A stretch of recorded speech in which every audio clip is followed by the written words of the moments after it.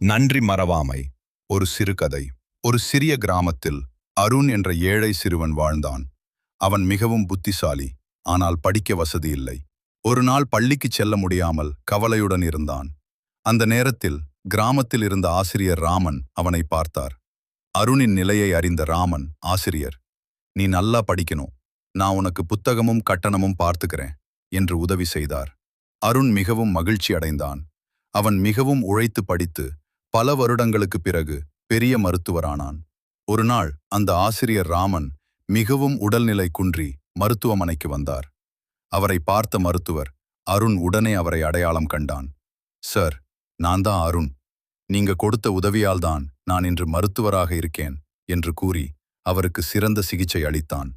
ராமன் ஆசிரியர் மகிழ்ச்சியுடன், நான் செய்த உதவியை மறக்கலையே என்றார்.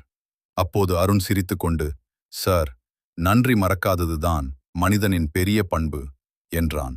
கதை நெறி. நமக்கு உதவி செய்தவர்களின் நன்றியை எப்போதும் மறக்கக்கூடாது.